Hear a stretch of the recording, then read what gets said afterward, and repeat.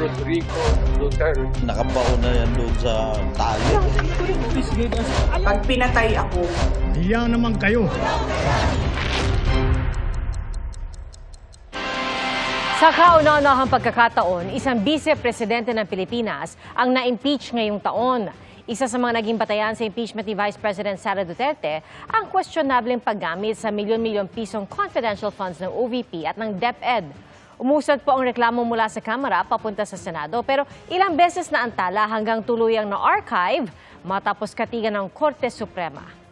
May recap tayo dyan sa pagtutok ni Maki Pulido. That at least 215 members of the House of Representatives have verified and swore before him the said impeachment complaint against Vice President Sara Zimmerman Duterte. Is there any objection? The chair hears none. The motion is approved. The Secretary General is so directed. The session is suspended. Sa apat na inihaing reklamong impeachment laban kay Vice President Sara Duterte simula Disyembre ng nakaraang taon, ang inihain nitong Pebrero 5 ang naiakyat sa Senado matapos makakuha ng lagda ng endorsement na sobra sa 104 na required na bilang o 1/3 ng Kamara. Kabilang sa mga grounds of impeachment ang paglabag sa saligang batas, pagsira sa tiwala ng publiko, graft and corruption at other high crimes. Isa sa mga batayan ng pahayag na ito ng bise sa isang live broadcast. may kinausap na ako na tao. Sinabi ko sa kanya, kapag pinatay ako, patayin mo si BBM, si Lisa Araneta, at si Martin Romales. No joke.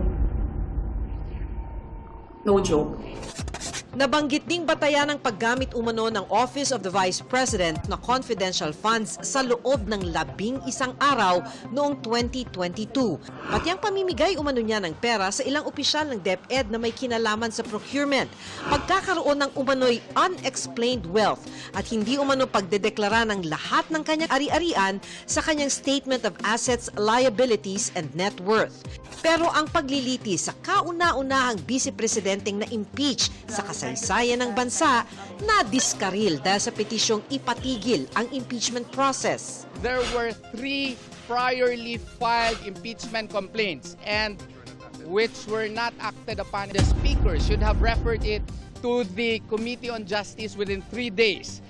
Yan ang hinihintay ng Senado kaya di agad-agad ikinasa ang paglilitis. Bagaman nagtipon pa bilang impeachment court noong June 10. Hindi na yan natuloy dahil pagdating ng Hulyo, kinatigan ng Korte Suprema ang petisyon at idineklarang nalabag ng Articles of Impeachment laban kay Duterte ang probisyon ng konstitusyon na nagsasabing isang reklamong impeachment lang ang pwedeng ihain sa loob ng 1 taon. Hindi rin umano nabigyan ng bise ng due process o pagkakataong masagot ang mga akusasyon sa Kamara.